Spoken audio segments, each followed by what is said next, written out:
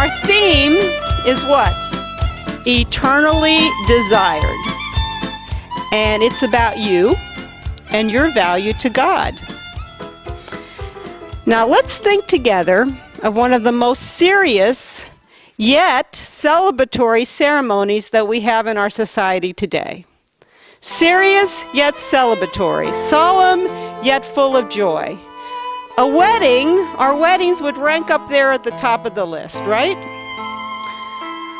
And we have throughout the scriptures the symbol of the bride of Messiah and the wedding ceremony woven into the fabric of the Hebrew scriptures and the New Covenant. You know, Paul calls this metaphor of marriage a great mystery. In Ephesians 5:32 it says, the mystery is tiny, not important, sort of under the rug. No, he says the mystery is great.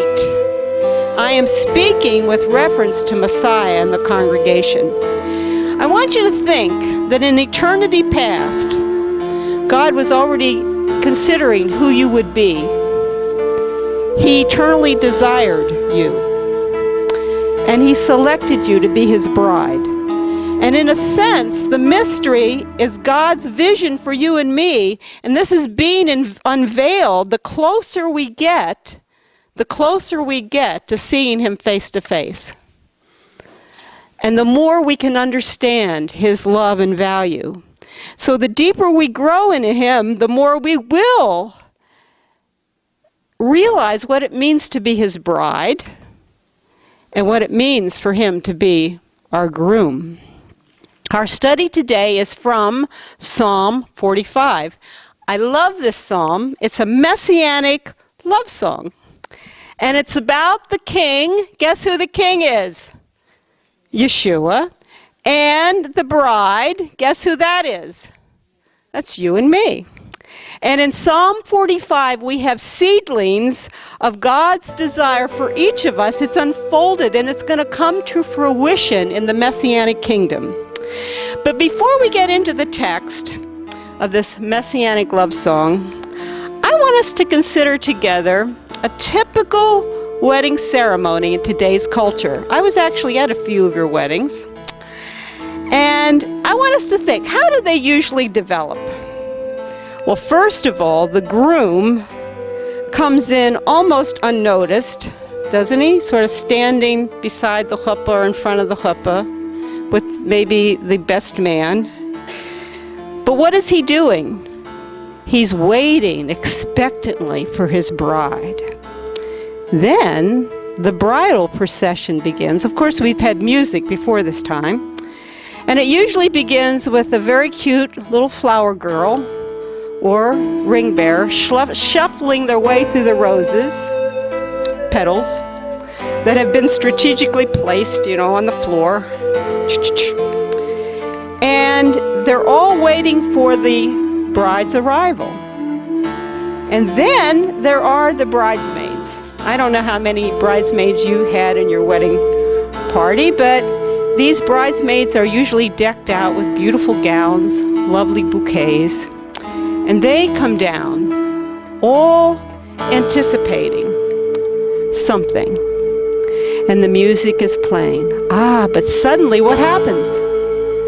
The music stops. And it changes to either, whatever you'd like. Here comes the bride. But usually what happens, everyone stands up and turns their focus to the back of the room, peering down the aisle, waiting expectantly for a glimpse of not only the bride, but her gown, her maybe tiara, her veil. Finally, the bride comes slowly down on her father's arm. This is the climactic moment of the whole processional, isn't it? This is what everyone was waiting for. And a lot of us try to get on the aisle seats so we can get that first peek of what she looks like. Now the ceremony is ready to begin because who's arrived? The bride. Now, this may be the way we conduct our weddings here on earth, but it's not going to be that way at our King's wedding. At his wedding, it's the King who will command all our attention, and rightly so. He is the King of Kings. He is the Lord of Lords. He is the sustainer of the universe. He is our Savior, our groom. He will be the center. He will command our adoration, our worship. Now, before we actually talk about the steps involved in the ancient Jewish wedding customs, we'll begin next week. And we're going to see the parallel and the relevance in Scripture for our lives. I think it's very appropriate that we begin today with the groom as our focus. He is the focus of our attention. You know, we want it to be all about us. And if any of you have been watching those WeTV bride shows, you know it's all about them. Even the wedding gown, there's a new show about it's all about the wedding dress. And one of the women was interviewed, and she says, I've been dreaming about my wedding dress since I was 4 years old. And I want to wear a tiara, and I want to be like a princess, and I want everyone. And then she ended up getting 3 dresses and spending thousands and thousands of dollars on something she's only going to wear probably one time. I mean, it was an amazing thing. That was just one of the examples. But we have this plethora of TV shows, don't we? My Fair Wedding, Platinum Weddings, Rich Bride, Poor Bride, Bridezilla, amazing wedding cakes. You guys, you know what I'm talking about, right? How many of you watch them in the middle of the night? Come on. And it's all about the bride. Now, another sphere in our culture that reflects this search to be desired, to have that soulmate, is seen in the phenomena of social networking. We have a myriad of gadgets, instant communication devices that are being invented. It gives the impression that we're connected, doesn't it? And it seems society would want us to believe that finding a spouse is harder and harder. So you need these social networking things to find that perfect match. You know, this fascination with connecting to one another shouldn't be a surprise to us. And the idea of the wedding being so important, and it's becoming, you're going to see, there's another new show, I just heard it last night, about weddings, something about marriages, marriage ref or something. They're going to referee problems that people have with each other. But there's a fascination with the relationship, with the weddings. But it should come to no surprise for us because our Creator God invented marriage. And there's nothing wrong with desiring to find the perfect match. And these dreams and desires point to, or really a shadow of, the ultimate desire to be in perfect harmony with the lover of our soul. And that's what we're going to talk about this morning. And I need to emphasize and say this with kavanah, with purpose. I'm not talking about your husband, for those of you who are married. I'm not talking about your boyfriend. I'm not talking about your fiancé. I'm talking about Yeshua, the King of Kings, the lover of your soul. He's the one who desires you to be with him forever and ever, for all eternity. And as we grow together these next few weeks, that's my prayer, that we will fall in love with him anew. We'll see him as our groom, the groom of our dreams. And I believe when we lift him up, when he becomes the center of our attention, not the bride, it's not all about us, it's all about him, then he lifts us up. He adds value. He gives us the esteem that we desire so desperately. And so in the study of Psalm 45, we're going to see the most desirable groom of all. And I want to suggest to you that we have a site where we can find our perfect match. It's the ancient resource of the Scriptures, and we're going to uncover the ageless secrets that will bring us to fulfillment. Now look at your outline. Because on this is a list of 10 things. I want us to read it together. Can you imagine finding a spouse with the following qualities? Let's just read it down. First, good looking. 2, gracious in his speech. 3, a heroic warrior. 4, coming on a white horse to rescue you. 5, always telling the truth. Humble and blameless, great teacher of awesome instruction, protector and conqueror of evil, a rich king with a throne that is eternal, well-dressed and smells really good. Can this even be possible in the best of fairy tales? I believe it is. Our heavenly matchmaker has provided this one and much more. He will never disappoint you. Now, the Psalm 45 is a celebration of a marriage of an acclaimed king, and it's evidently a messianic psalm.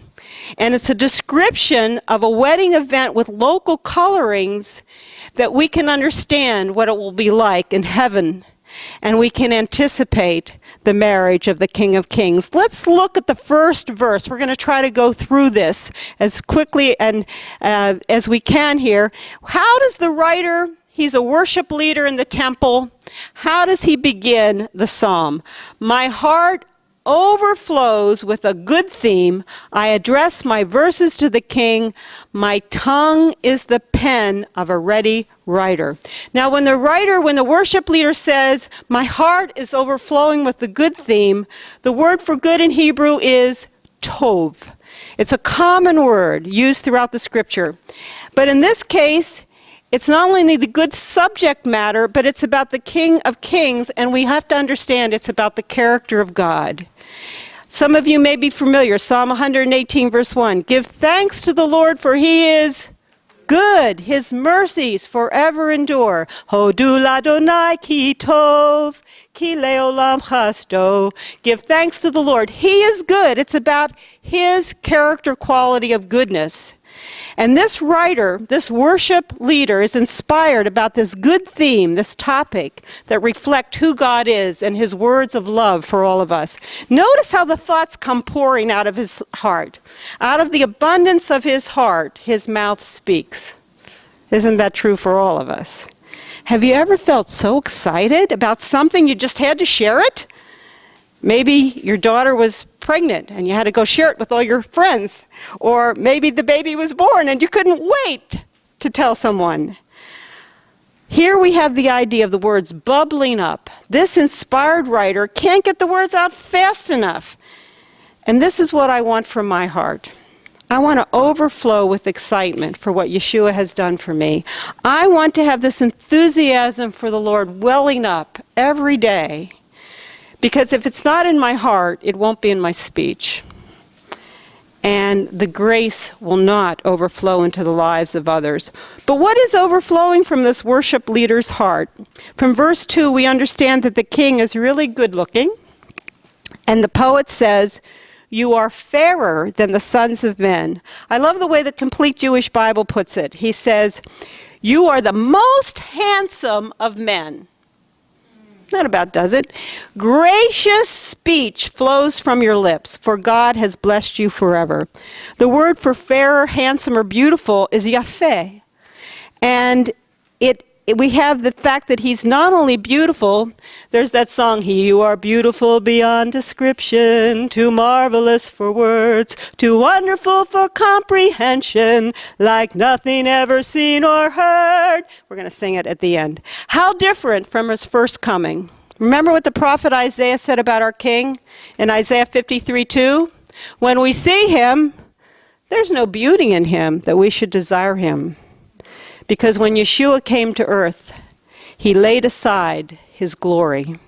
He stepped out of eternity into a time and was robed in human flesh, born of a woman in a lowly stable. But in this psalm, it's much different. We see our conquering king as his glory is revealed. And how beautiful he is. In Hebrew, we could say he's yafeh ma'od. He is very, very beautiful. Now, the second part of the verse states that chen, or grace, is pouring from his lips. Star's husband's name is Chen. What a wonderful name. And because the Lord has blessed him forever. Here we discover that our groom is always gracious in his speech, and he is blessed eternally. Do you remember when Messiah came to earth and started doing miracles and ministering? In Luke 4:22 it says, and all were speaking well of him and wondering at the gracious words which were falling from his lips. And they were saying, is this not Joseph's son? His grace expressed itself in every aspect of his life. His character, his conversation, and his conduct. I want that grace. I want that chen to be pouring out of my lips. And he wants to speak into your life this morning. Maybe you're in need of his gracious words to you. His favor, his understanding of where you are. You know, he sees you. He sees all of us. He sees us. He cares about you. He knows exactly what you're going through today, this morning, and he knows what you need. You know, we have a high priest who can empathize with everything because he was tempted in all points, yet without sin. Can you imagine always having the right words to say that would minister grace into the lives of those around you, to your children, to your husband, to your friends? And this is what we can have if we are looking to the groom. You know, we can have this grace, his grace, overflowing into the lives of others. Ephesians 4:29 says, let no unwholesome word proceed from your mouth, but only such a word that is good for edification, according to the need of the moment, that it may give grace to those who hear. Ephesians 4:29. Now the next few verses, 3 through 5 of Psalm 45, we have a description of a heroic warrior. And how is he coming to rescue us? On a horse. Some of you might know the song, I need a hero. I'm holding out for a hero till the end of the night. He's got to be strong. He's got to be fast. He's got to be fresh from the fight. I need a hero. I feel like that a lot. And when I was a young girl, I remember wanting that hero. I didn't grow up in a believing home, but I something was missing, and I would go out and I would make flowers. You know, we had this big yard. We lived in my grandma's house, and I would make a little wreath, and I'd pretend I was a princess. And I was waiting for my prince to come, and he'd sweep me off my feet, and of course he'd come in a big white horse, and he'd rescue me from all my problems. Even as a little girl, I guess I had problems. And then he'd take me to his big castle, where I would live happily ever after, and I would be taken care of. No worries. Well, this is sort of what's going to happen for us, ladies. It says in verse 3, gird your sword on your thigh, O mighty one. That's Gibor in Hebrew. We have El Gibor from Isaiah 9:6. He is the mighty God. In your splendor and your majesty, you prayed and adored the Lord for his majesty this morning in your small groups. And then in your majesty, how is he going to ride on? Victoriously for the cause of truth and meekness and righteousness. And then he's going to teach us awesome things. He's going to vanquish our enemies. It says in Revelation 19, John has a description of our Messiah, and he says, I saw heaven open, and behold, a white horse, and he who sat upon it is called Faithful and True. That's Revelation 19:11. And in righteousness he judges and wages war. You know, in Jewish society, horses were considered mighty animals, and conquering heroes would ride in to vanquish the enemies. In fact, in Jewish tradition, the Messiah was expected to come as a conquering hero to deliver Israel from her enemies. And that's one reason that many in Israel did not recognize Yeshua at his first coming. How did he enter Jerusalem? Not on a mighty steed, but on the colt of a donkey, fulfilling Zechariah 9:9. But here, by contrast, we have him coming in as a conquering hero, and all those who are against him will be judged with truth and righteousness, for he is Jehovah Zidkenu, the Lord our righteousness. And these verses continue to proclaim that he, as our hero, is also our protector. If you're identified with Yeshua, with your groom, he will be your defender, your protector, and he will secure you from all your enemies. Some of us here this morning might be feeling unprotected, vulnerable, weak, exposed. We might be feeling abused or beat up by our friends, unfairness in a situation, of people, of circumstances. And we might be spending a lot of time trying to figure out, how am I going to work this out? How am I going to defend myself? How am I going to make this right? Well, guess what? Stop trying. You can't. You have a hero. You have a champion who is your protector, defender, and he will one day make everything right that is wrong. And you can bank on that. You can trust that. And that will be right for eternity. And okay, there are problems. Is unfairness. But what we have to guard against is what? That bitterness, that resentment. And we have to say, vengeance belongs to you, O Lord. You will repay, and I will trust you to do things in your time. And he will make everything right that has been wrong. Even now, he's interceding for you at the right hand of the Father. And I love this next phrase, let your right hand teach you awesome things. He is our teacher. And as our teacher, we need to be sitting at his feet, even as Mary and Martha, well, Mary did. The 3 times we find her, she's at the feet of Yeshua. But we won't give Martha a bad rap either, because she loved Yeshua dearly, and Yeshua felt right at home going into their house and spending time with them.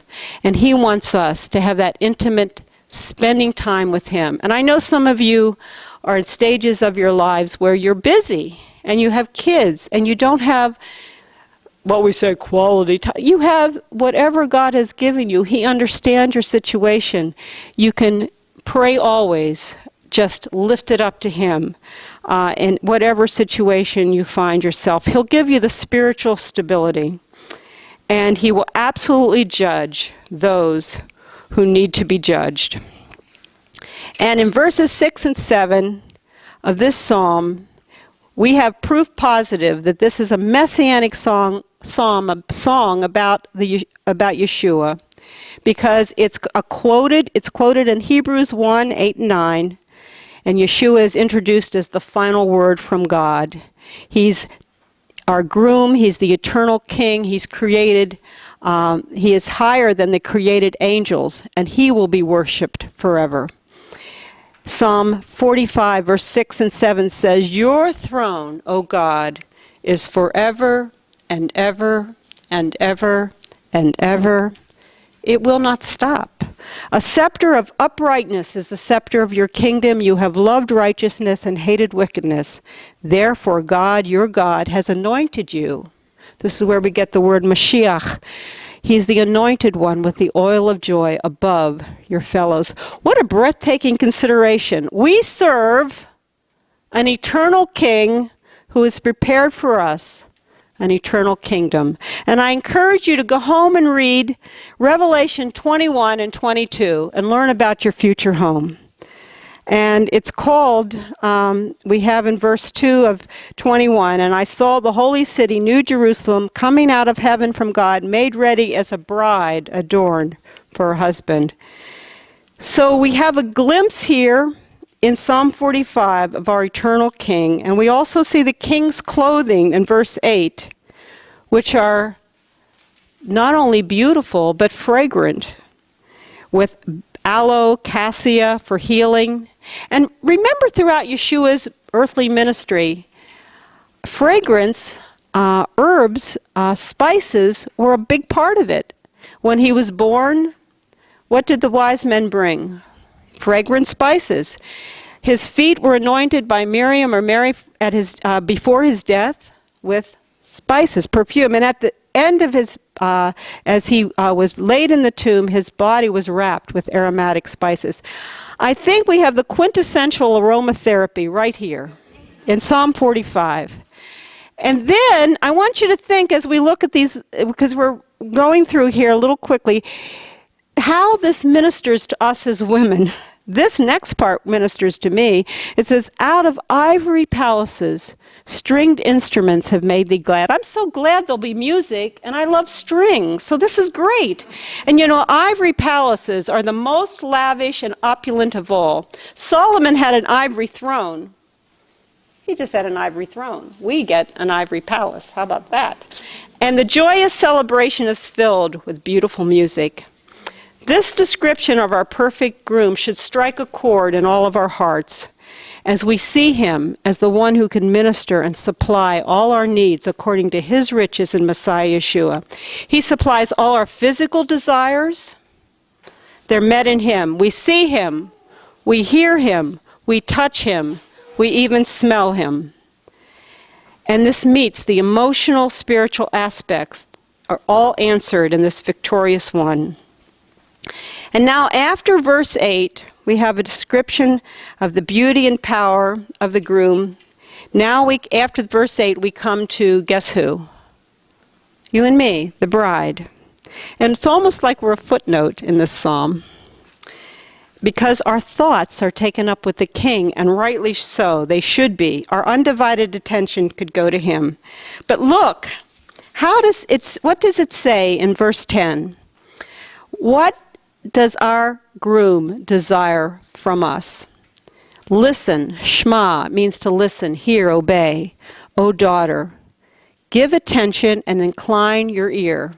That's sort of like, give attention, incline your ear. It's okay, this is really important. You're supposed to listen, give attention, incline your ear, like bending.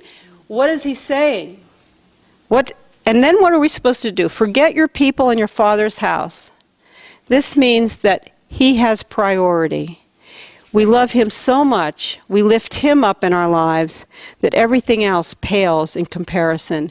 And we leave those old alliances and relationships that would hinder us from concentrating on the beauty and glory of our groom. We seek him first in his kingdom, then everything else will be added to us. You know, God has already blotted out our guilty past, and the king wants us to break with our old alliances, our old affiliations, our pains, and our hurts. Cast them on him. Cast our burdens on Messiah. Trust him completely. And we must be willing to look forward to our future, for now our affections, everything is pointing towards our King, our groom. And then it says in verse 11 that he will desire our beauty.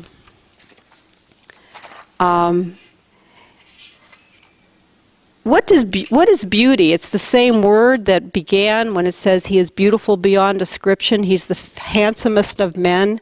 We can have that beauty too. He gives it to us. Same Hebrew word. He makes us beautiful because of his unconditional love. And we know that beauty is seen, it says in the end of verse 11, because he is your Lord, bow down to him. That worship that we give him, that position of prostration, of falling on our knees, our faces, it signifies the total yielding and submission of our hearts to his authority, his kingship, and his reign in our life. And as we close, I want to just encourage you. All of us can have a sure confidence that we will be with our groom. He's the lover of our souls, and he is eternal. You are eternally desired by him, and he will add his value to your life for all of eternity, today and forever. And we will, guess what? We'll be reigning with him and rejoicing with him forever. So let's make him the focus of our lives, and during this next 6 weeks of studying together, I want us to fall in love again with our Yeshua. And he is the one who is beautiful beyond description, too marvelous for words, and we stand in awe of him. Father, we stand before our groom, our King, our conquering hero that we all need so desperately. And help us in these next weeks as we consider your symbolism, your picture of the bride, that we are the bride and you are the groom, how that relates to our lives and adds value. And help us to grow deeper into the fact that we are eternally loved and desired